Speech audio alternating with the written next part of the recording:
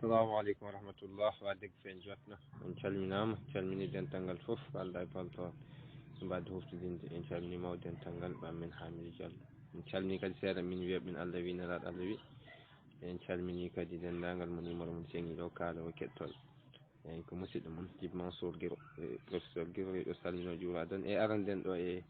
information badde important gandanɗa quelques recherche ɗi min mbaɗi e internet he depuis un certain temps ɓuuri hande kam lebbi miɗo wawi wiide wonani hitande kono abdima hen min cabbino tan ka oɗo opportunité ara e wadde confronté e komin mbaɗi découvrir par rapport e ko anduɓe ɓe e wicciyankoɓe kañum e ko bindi kaali hen eyyi ko adi foof oɗo saaha gonɗen koye lewru witeni ko lewru jibinede annabi sallllahu alayhi wa sallam eyyi nde wonno guila e jamnuji ɓooyɗi caggal yaltude neɗɗo sallallahu alayhi wa sallam aduna caggal ruttade mum e jomum caggal no wiyete jamanu sahabaɓe e tabi'ina eɗen mbawi wiide e mawludu waɗi ko caggal ɗiɗo génération ji foof qarniji ɓurɗi moƴƴuɗi fof kawrani mawludu e qarniji mazhabuji ɗi kawrani mawludu qarniji joom no wiyete adduɓe hadiseje ɓe kawrani mawludu ko wayno Bukhari en Muslim en mawludu aroy ko vers le 10e siècle walla après le 10e siècle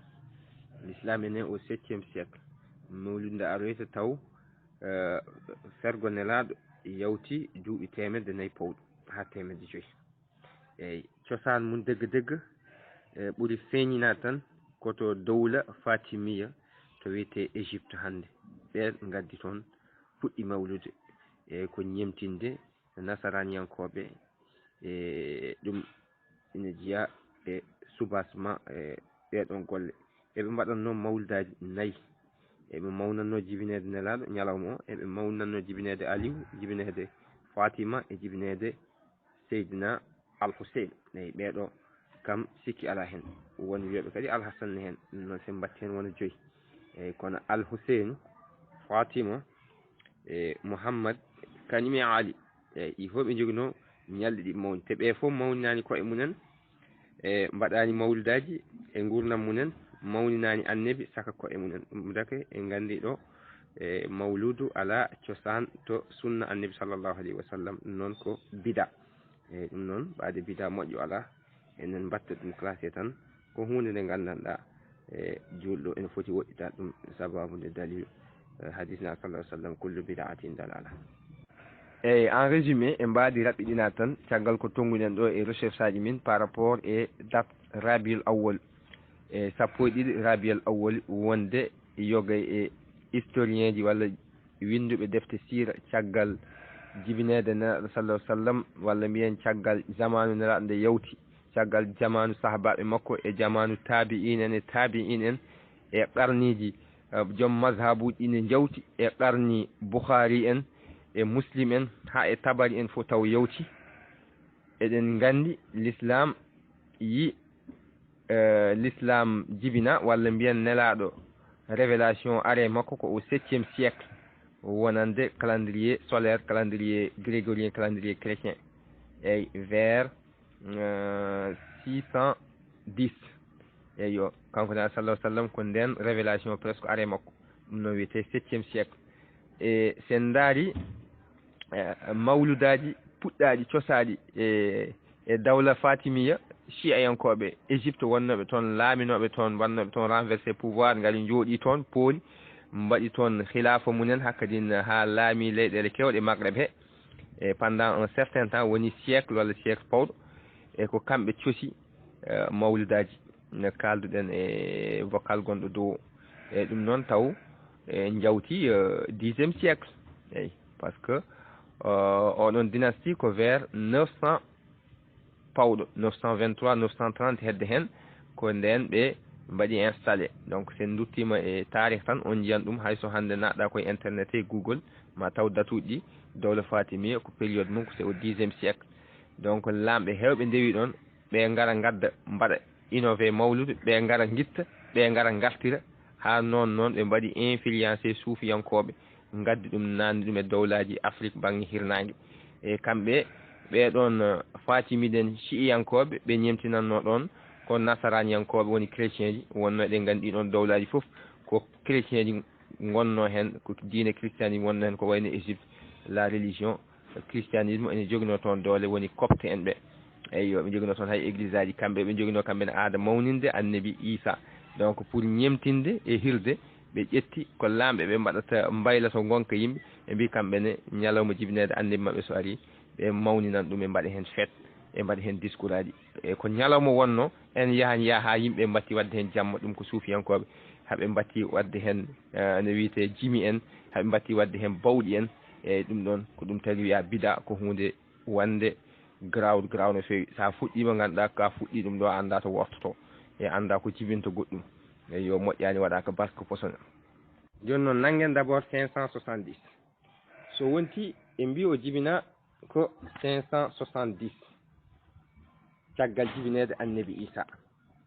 par ce que événement on ɗon nde waɗi balɗe 50 caggal mum ne sallallahu sallam jibina wonande tradition orale e nder calendrier grégorien walla calendrier chrétien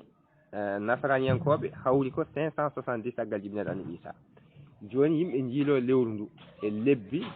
arabeɓe gandanɗa lebbi mabɓe à l'époque kamɓe ɓe jogino hay 13e mois e calendrier mabɓe ɗum ko l'islam ari itti ɗum ko c'est un autre sujet mais so tawi en daari hakkude 570 nde nelaɗo jibina ha nelaɗo feri feemi Madina nelaɗo nde jibina ha nelaɗo feri feemi Madina hawri ko duuɓi 50 e duuɓi tati ngati o nela ko Makka ɗo tawmo yaari duuɓi 40 risal o omo nodda ɓe tawhid ha juulu farina e makko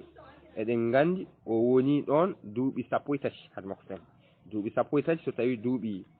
50 hawra ko duuɓi 50 e duuɓi tati ɗum noon deke duuɓi 50 e duuɓi tati so tawi 570 eɗen gandi ene waɗi décalage 50 e duuɓi tati 50 e duuɓi tati ɗum noon sen jiiɗi andude équivalent mum to yarata e calendrier hégirien hijra fuɗɗi ko caggal nelaɗo nelama ene yaara e duuɓi 50 e duuɓi tati o feri hitande o feri nde oɗon ñalngu ko ɗon julɓe ɓe e jamanu Omar puɗɗi nangude ñalɗi wadde ɗum officialisé ɗum sen mbaɗi noon oɗon écart oɗon référence eɗen mbawi wiide sen mbaɗi arrière wonata e calendrier julɓe ko moins 53 e gustanen duuɓi 50 e duuɓi tati pour andude to hawri e calendrier julɓe e hawri e calendrier grégorien ko duuɓi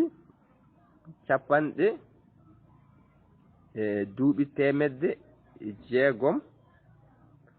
kañum e duuɓi 22 walla duuɓi 160 kañum e duuɓi 23 c'est selon façon résumé mi wasa junnade tarihe e sen ƴetti deux date uji ɗiɗi pour andude sappo e ɗiɗi rabiul awwal neɗɗo sallallahu sallam jibinaka nden par ce que ɗiɗon date uji ɗi fof kawrani altine par ce que à la base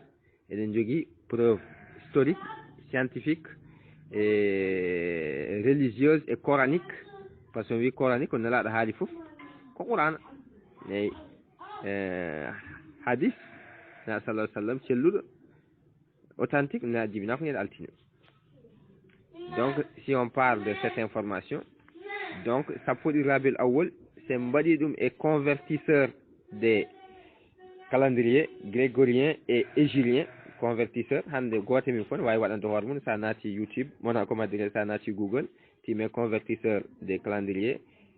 ɓurɗi hande mawnude calendrier aduna ko calendrier grégorien et calendrier musulman calendrier chrétien et calendrier musulman ko ɗi ɓuuri hutorede o to wiyete calendrier solaire basé sur le cycle solaire oto ko calendrier lunaire basé sur le cycle lunaire oto rewidi ko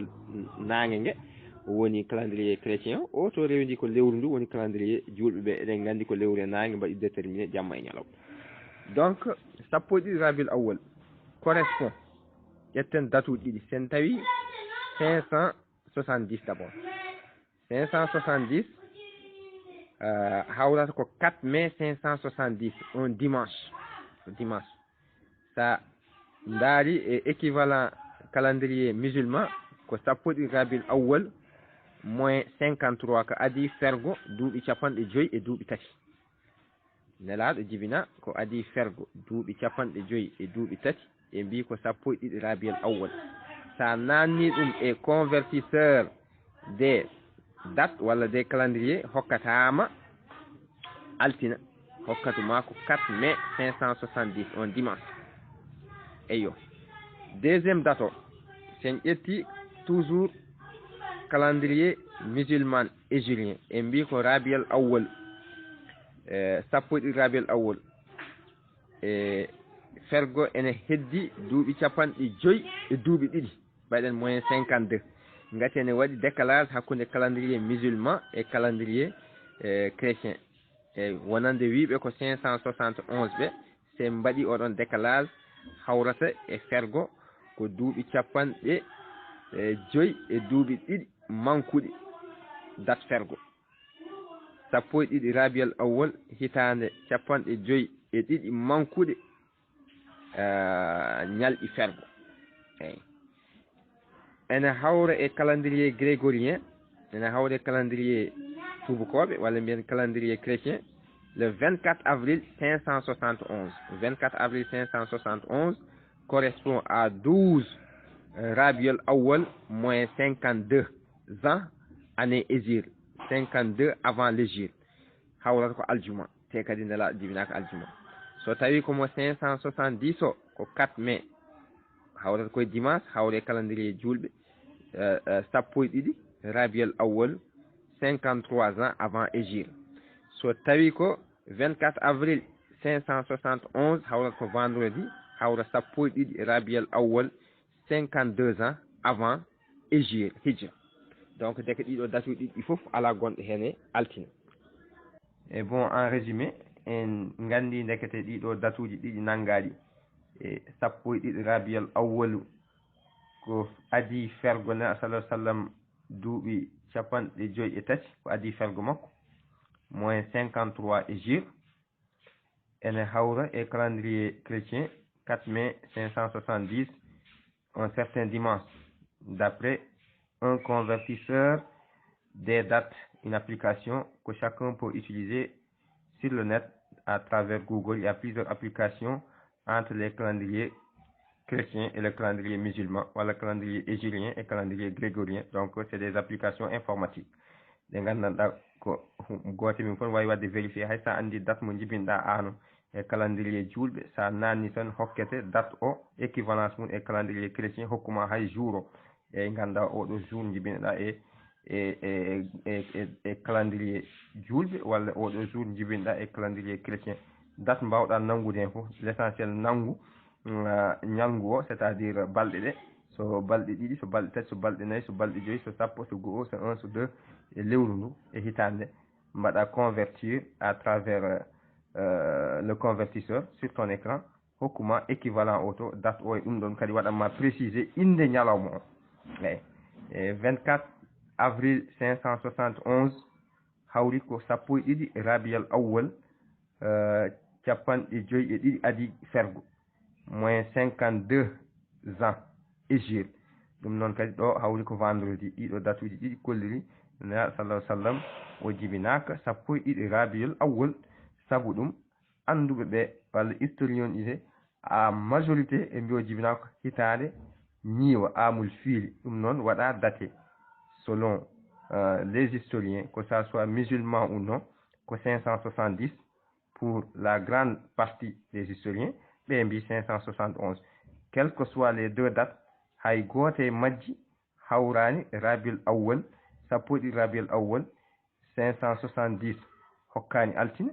571 hokkani altina goto o ko dimanche oye ko vendredi eyyi oɗon mbawi wadde vérifier avec plusieurs convertisseurs à travers Google vous verrez que vous n'allez jamais tomber sur un lundi ɗum noon en natane deuxième phase caggal nde kollirɗen la première phase les dates 12 rabiel awwal l'an 570 12 rabiel awwal l'an 571 wala mbiyen 12 rabiul awwal moins 53 avant hégire 12 rabiul awwal moins 52 avant hégire hay goto hawrani e lundi 12 rabiul awwal moins 53 ans avant hégire duuɓi capanɗe joyi e tati ko adi fergo sappo e ɗiɗi rabiul awwal duuɓi capanɗe joyi e tati ko adi fergo hawli selon convertisseur mo mbaɗɗen utilisé o et d'autres convertisseurs hawli ko comment dirais-je 4 mai 570 ko ñalngu dimanche alerte 12 rabiul awwal moins 52 ans hégire c'est-à-dire sappo e ɗiɗi rabiul awwal duuɓi capanɗe joyi e ɗiɗi ko adi fergo hawli kadi ɗo ko 24 avril 571 on vendredi nogas e 4 avril 571 on vendredi ɗum noon ɗiɗo date uji ɗiɗi ko ɗi woni date de référence selon les historiens selon les archéologues même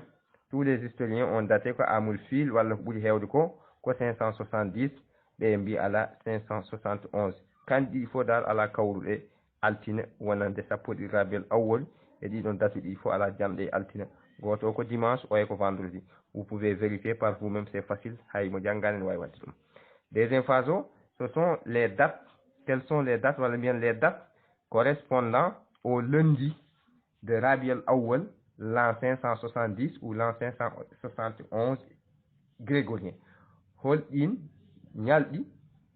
kawruɗi e altina sappo e ɗiɗi rabiul awwal wonande hitande 570 grégorien walla 571 njehen première 8 rabiul awwal 8 rabiul awwal moins 52 hégire ko altina ala altina nayi ñande jeetati rabiul awwal ko duuɓi capanɗe joyi e ɗiɗi ko adi fergo hawri koye altina le 8 rabiul awwal moins 52 ans hégire hawri ko altina ena hawra 20 avril 571 calendrier chrétien 20 avril 571 hokkata et convertisseur des dates avec les applications informatiques hokkatuma ko 8 rabiul awwal jeetati rabiul awwal lewru mawlud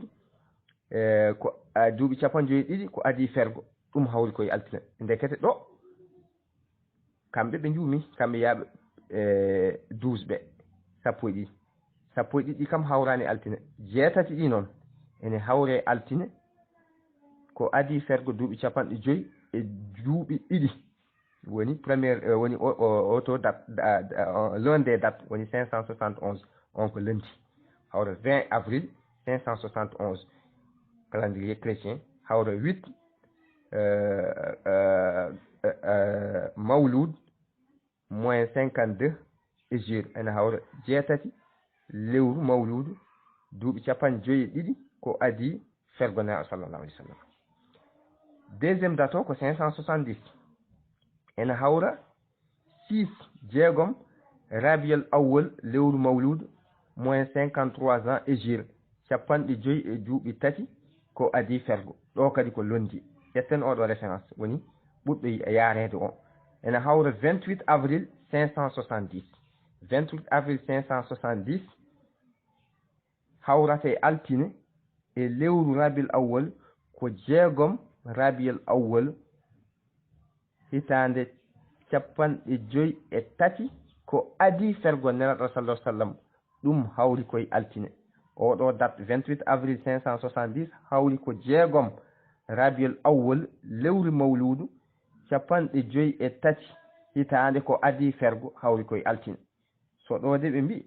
ene wawno wonde kono kamɓe mbi ko sappo e ɗiɗi wona ɗon ɗum noon 28 avril 570 ko 8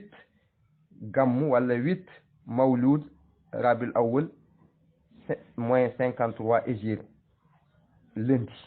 walla mbiyen 28 avril 570 hawri un lundi 6 rabiul awwal moins 53 ans duuɓi capanɗe joyi duuɓi tati ko adi fergonaire sallallahu alaihi wasallam walla so tawi ko date gonɗo dow o 20 avril 571 hawri ko jeetati 8 rabiul awwal duuɓi capanɗe joyi ɗiɗi ko adi fergo moins 52 ans ɗo kadi ko londi kono noon ɓaade jeegom e jeetati fof kamɓe ɓe nanngani ɗiɗon ñalɗi e taarih ɓe nangi ko 12 ɗum noon taarih o funti on walla on juumi taarih kam funtata ko onon juumi nelaɗo jibinaka 12 rabiul awwal ko ça soit en 571 ou en 570 ko ɗiɗo datuji ɗiɗi luural ala hen woni ko ɗi mbiyete amul fiili et particulièrement 570 sen ƴetti 570 o e lundi kawru hen o wi hawri koye 6 rabiul awwal moins 53 ans duuɓi 53 ko adi fer ko hawri altine ɗum noon on nanngani oɗon date ɗum noon voilà les dates ɗi gandanɗa tengtuɗi ɗi kawruɗe altine hakkude go'o ha 12 ɗiɗo ñande jeegom nde ko rabiul awwal moins 53 ans hégire jeegom altine jeegom rabiul awwal lewru gammu duuɓi 50 duuɓi tati ko adi fergo ñande mum ko altine ene hawre nogas e jeetati avril 570 eyyo jeetati rabiul awwal ñande mum kadi ko altine duuɓi 50 duuɓi ɗiɗi ko adi fergo moins 52 ans hégire ene hawre calendrier chrétien 20 avril 571 ɗum noon ndeke ɗo hay gooto e majji hawrani e 12 ɗiɗo londiji fof kawri ko hakkude jeetati e jeegom 570 et 571 voilà joni noon garen e troisiéme date ha mbaɗen kadi confirmé ɗiɗo date uji fof de c'est vérifié et vérifiable selon des applications informatiques à naate internet sur Google convertisseur des calendriers grégoriens et hégiriens voilà calendrier solaire et calendrier lunaire calendrier solaire ou calendrier chrétien basé sur le cycle du soleil et calendrier lunaire ou calendrier musulman basé sur le cycle lunaire non en gandi lewru e nangue ko kañum waɗi déterminé jamma e ñalawma donc ɗum ɗon kadi gandal gongal ne ɗon donc ce sont des astres et ko ɗum tagi wiye science astronomique eyyi koye ɗum ɗo waɗa basé civilisation ɗi pop koye ɗiɗo asruji ɗiɗi mbaɗi basé ha mbawi wadde établir calendrier ji munen ñalɗi munen woɓɓe ɓe noon ene kawre e calendrier ɗi gandanɗa il y a des erreurs au fur et à mesure savaji mabɓe ene continue wittode e recherche aji ene mbaɗa amélioré avec l'évolution des sciences telles que les mathématiques la physique et autres l'astronomie ene mbaɗa amélioré au fur et à mesure leur calendrier hano jettori hande ni sen daari hande calendrier grégorien o hande calendrier mo mbaɗata utilisé o waɗi suivre évolution kewɗo e wona ñalɗi ɗi gonano 365 jours et un quart de jour walla selon 366 jours après que l'année durant l'année que le mois de février prenne 29 jours on andi d'une manière générale l'année grégorien que 365 jours et l'année lunaire année julɓe ko 354 walla 355 ene waɗi différence hakkude hitande julɓe nde e hitande chrétien ji ɗi 11 jours de décalage e hitande julɓe ɓe ɓuuri famɗude ñalɗi enen ko balɗe 354 walla hen goɗɗum waɗa balɗe 355 eyyi no pamirton tan chaque 30 ans duuɓi 30 foof hen duuɓi 19 sa daari hen duuɓi 19 hitande julɓe ɓe waɗata ko ñalɗi hitande fof waɗata ko ñalɗi 354 e hen duuɓi 11 hitande fof waɗata ko ñalɗi 355 eyyi chaque cycle de 30 ans on a 19 années de 354 jours et 11 années de 355 jours ɗum tagi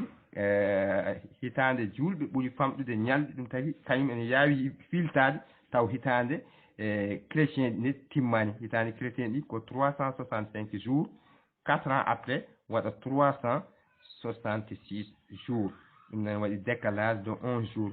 et c'est sur la base de ça qu'on peut faire certaines calculs walla certaines évaluations oɗo événement so ari ko hikka ko fayi ko korka hawran koye jour naggam e date naggam e calendrier en dit très souvent ne heewi hawrude hen walla manque jour goto selon les prévisions